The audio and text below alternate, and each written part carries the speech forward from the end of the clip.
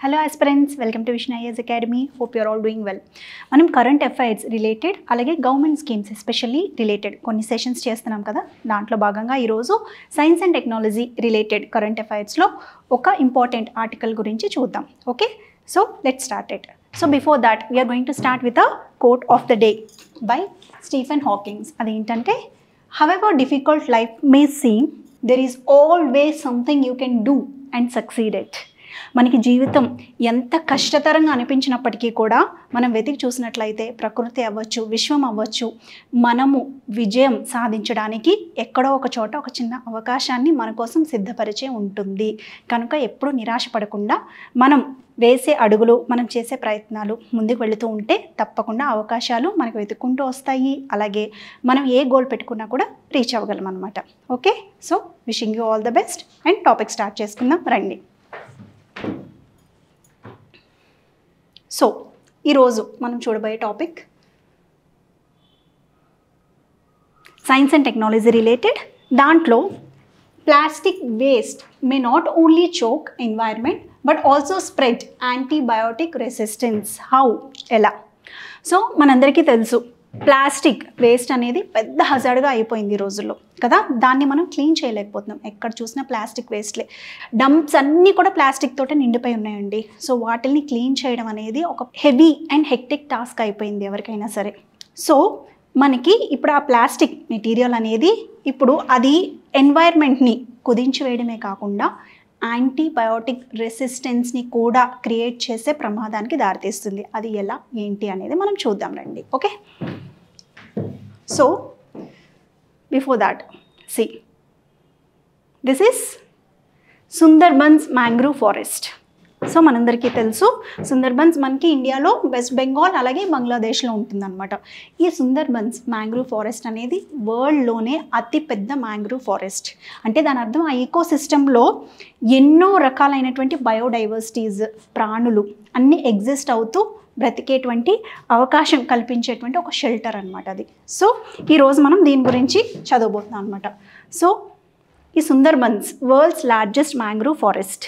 Okay, and ఇప్పుడు మనం చూసుకుంటే ఫస్ట్ ఆఫ్ ఆల్ ప్లాస్టిక్ వ్యర్థాలు ఎప్పుడు మనకి డీగ్రేడ్ అవ్వవు ఎన్వైర్న్మెంట్లో, ఫస్ట్ థింగ్. రెండోది, ఇప్పుడు మనకి ప్లాస్టిక్ వాడకం అనేది ప్రతి చోట మన జీవన విధానంలో మనం వేసే ప్రతి అడుగులో కూడా ప్లాస్టిక్ ఉండాల్సి వస్తుంది. అంత విరివిగా మనం ప్లాస్టిక్ వాడుతున్నాం కదా. మనం వాడే కవర్స్ దగ్గర నుంచి మన బట్టలు, వేసుకునే చెప్పులు, ఇన్ఫ్యాక్ట్ మన రక్తంలో కూడా నానో ప్లాస్టిక్స్ ఉంటున్నట్టు సైంటిస్ట్ గుర్తించారంటే ప్లాస్టిక్ లేని మీడియం అంటూ లేదు అని చెప్పచ్చు, అవునా? సో అలాగే ఇప్పుడు నెక్స్ట్ మనం చూస్తే ఆ ప్లాస్టిక్ అనేది డైరెక్ట్గా డిగ్రేడ్ అవ్వదు కానీ ఎన్వైర్న్మెంట్లో, but it will get break down into micro plastics అలాగే నానో ప్లాస్టిక్స్. చిన్న చిన్న పదార్థాలుగా విడిపోతుంది అనమాట. వాటిని మనం మైక్రో ప్లాస్టిక్స్ అంటాము, నానో ప్లాస్టిక్స్ అంటాం. మైక్రో అంటే లెస్ దాన్ 5 mm సైజ్, ఇంత తక్కువ సైజు ఉండేవేమో మైక్రో ప్లాస్టిక్స్. అంతకంటే చిన్నగా అంటే -1 mm 1 millimeter కంటే కూడా తక్కువగా సైజులో ఉన్నటువంటి పార్టికల్స్ అన్నిటిని కూడా మనం నానో పార్టికల్స్ అంటాం. సో ఇలా 2 types కింద విడిపోతుంది ప్లాస్టిక్. ఓకే, ఇప్పుడు నెక్స్ట్ ఇందాక చెప్పుకున్నాం కదా, it is not easily decomposable plastic అనేది. బట్ దీ స్మాలర్ పార్టికల్స్ ఏవైతే ఉంటాయో అవి ప్రతి చోట అక్యూములేట్ అయిపోతాయి. ఎక్కడెక్కడ ఉంటాయి అవి లేని మీడియం అంటూ ఉండదు. ఎయిర్లో ఉంటాయి మనకి, ఓకే, వాటర్ బాడీస్లో ఉంటాయి, ల్యాండ్లో ఉంటాయి, ఈవెన్ ఇందాక చెప్పాను కదా హ్యూమన్స్ అవ్వచ్చు, లివింగ్ బీయింగ్స్ అవ్వచ్చు, ప్రతి దాని యొక్క బ్లడ్ స్ట్రీమ్లో కూడా నానో పార్టికల్స్ ఉన్నట్టు సైంటిస్టులు కూడా గుర్తించడం జరిగింది. అంటే ప్లాస్టిక్ లేని మీడియం అంటూ లేదు. ఓకే, సో అందుచేత అని చెప్పి ఇది ఇంత ప్రమాదకరంగా మారింది కాబట్టి సైంటిస్టులు కొత్త విధానాలు వెతుకుతూ ఉంటారనమాట, ఈ ప్లాస్టిక్ని ఎలా డీకంపోజ్ చేయాలి అని. దాంట్లో భాగంగానే సుందర్బన్స్ మ్యాంగ్రూవ్ ఫారెస్ట్లో ఒక కొత్త బ్యాక్టీరియాని కొంతమంది సైంటిస్టులు కనుక్కున్నారు రిలేటెడ్ టు కోల్కతా. వాళ్ళు ఏం చెప్పారు అంటే, సుందర్బన్స్ వాటర్ బాడీస్లో కొన్ని బ్యాక్టీరియా దొరికినాయి. సో అక్కడ థ్రైవ్ అయ్యే బ్యాక్టీరియా ప్లాస్టిక్స్ని బయోడీగ్రేడ్ ప్రాసెస్ ద్వారా డికంపోజ్ చేసే కెపాసిటీ కలిగి ఉన్నాయి. కానీ ఇక్కడే ప్రమాదం పొంచి ఉంది. ఏంటంటే ఆ బ్యాక్టీరియా ప్లాస్టిక్ని డీగ్రేడ్ చేయడమే కాకుండా యాంటీబయోటిక్ రెసిస్టెంట్కి సంబంధించినటువంటి జీన్స్ కూడా వాటిలో అవి డెవలప్ చేసుకుంటున్నాయి. తద్వారా ఏమవుతుంది, ఏమైనా డిసీజెస్ వస్తే మనుషుల్లోకి అవి ప్రవేశించి ఏదైనా డిసీజెస్ కలిగించేలా చేస్తే మనం ఎటువంటి యాంటీబయోటిక్స్ తీసుకున్నా సరే ఆ బ్యాక్టీరియాని చంపలేము. This is the major threat. ఒక పక్క సంతోషకరమైన వార్త, సైంటిస్టులకి తెలిసేలోపే ఇలాంటి వార్త కూడా తెలిసిందనమాట, యాంటీబయోటిక్ రెసిస్టెంట్. సో ఈ ప్రాసెస్ ఎలా జరుగుతుంది ఏంటి అనేది కొంచెం క్లుప్తంగా చూసుకుందాం రండి. సో మనకి వాటర్ బాడీస్ ఉంటాయి కదా. సో సుందర్బన్స్లో కొన్ని వాటర్ బాడీస్, ఒక రివర్ తీసుకుందాం. ఆ రివర్లో మనకి ప్లాస్టిక్స్ అనేవి ప్రతి సంవత్సరం ప్రతిరోజు వచ్చి అక్కడ అక్యూములేట్ అయిపోతూ ఉంటాయి అన్నమాట కదా. సో అవి అక్యూములేట్ అయిన తర్వాత ఏమవుతాయి, ఆ పైన రోజుకి అక్యూములేట్ అవి కొన్ని సంవత్సరాల తరబడి అలాగే ఉండిపోవడం వల్ల ఒక అణువైన ఒక బెడ్ లాంటి స్ట్రక్చర్ ఫామ్ అవుతుంది. ఆ బెడ్ లాంటి ఎన్వైర్న్మెంట్ బ్యాక్టీరియా థ్రైవ్ అవ్వడానికి చాలా బాగుంటుంది అనమాట. సో ఆ ఎన్వైర్న్మెంట్లోకి బ్యాక్టీరియా వచ్చి ఇంకా రెప్లికేట్ అయ్యి చాలా మోర్ నెంబర్స్లో జీవించడం జరుగుతుంది. ఇప్పుడు ఆ బ్యాక్టీరియా ఎప్పుడైతే చాలా ఎక్కువ అయిపోతూ ఉంటాయో వాటి చుట్టూరు ఏముంటుంది, ప్లాస్టిక్ ఉంటుంది. ఎందుకంటే ఒక స్టడీస్ ప్రకారం సుందర్బన్స్లోకి, మ్యాంగ్రూవ్ ఫారెస్ట్లోకి ఒక్క రోజుకి 3 బిలియన్ టన్స్ ఆఫ్ ప్లాస్టిక్ వచ్చి చేరుతుంది. అంటే అది చిన్న విషయం కాదు కదా.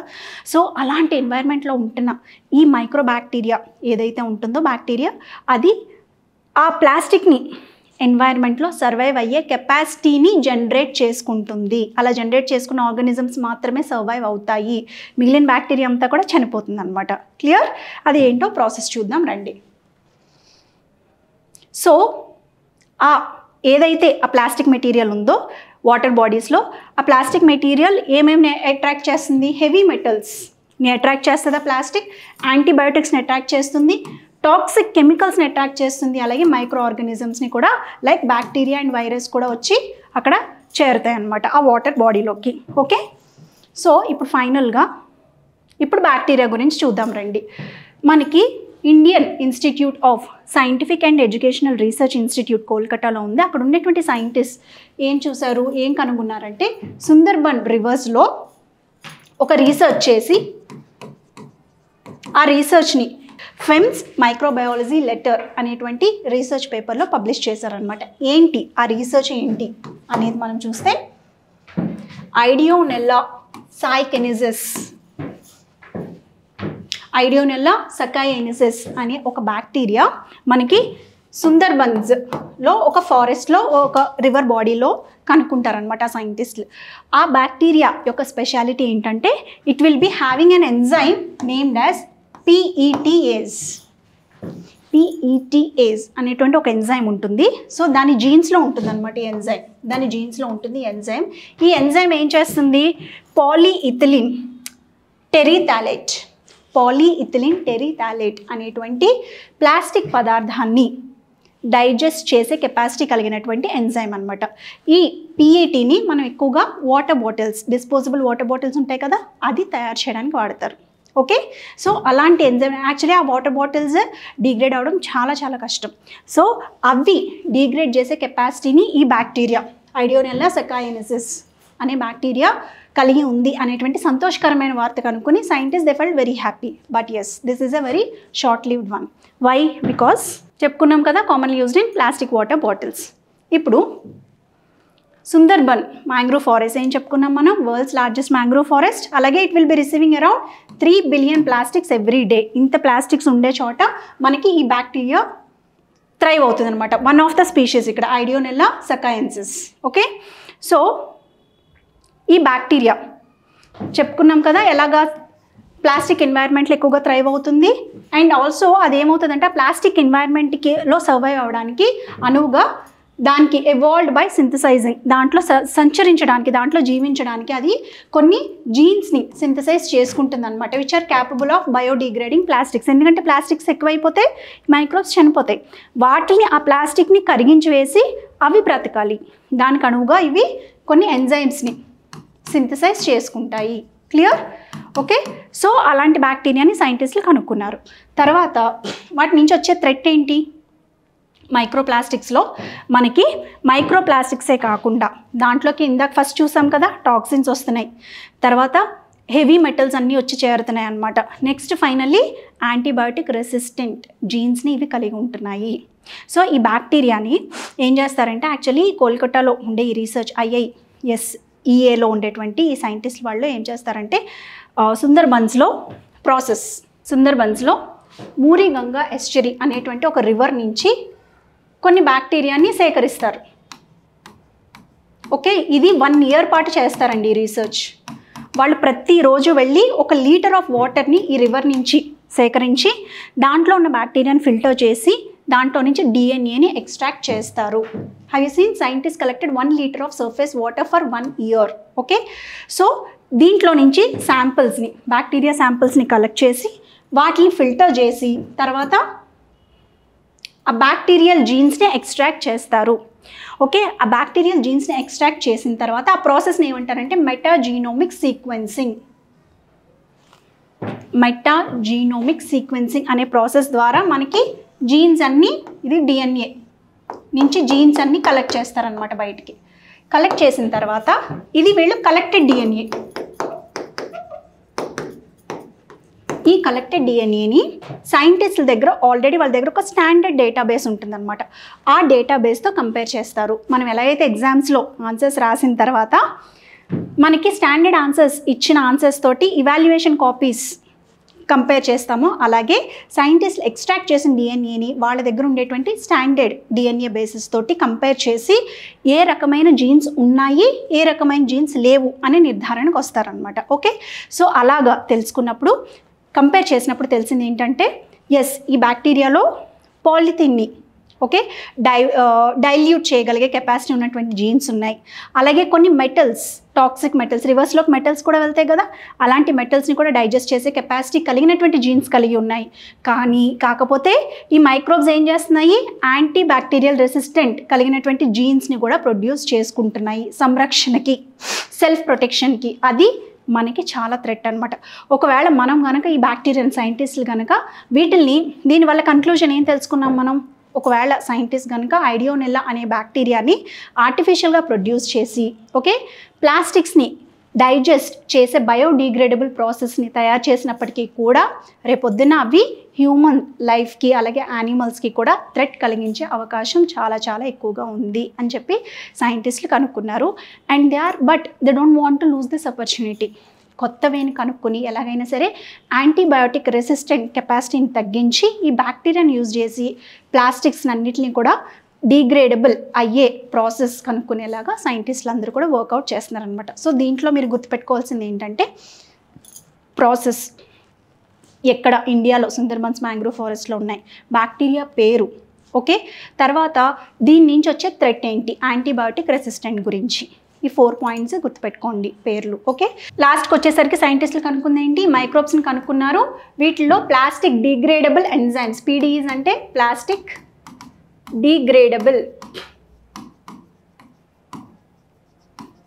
ఎంజైమ్స్ ఉన్నాయి. ఓకే, అలాగే యాంటీబయోటిక్ రెసిస్టెంట్ జీన్స్ ఉన్నాయి. ఓకే, మెటాలిక్ రెసిస్టెంట్ జీన్స్ కూడా ఉన్నాయన్నమాట.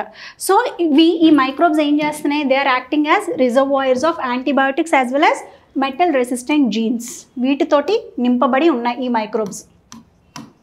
సో ఇవి హ్యూమన్స్కి హెల్ప్ చేస్తాయి, అలాగే దే ఆర్ థ్రెటనింగ్ ఆల్సో.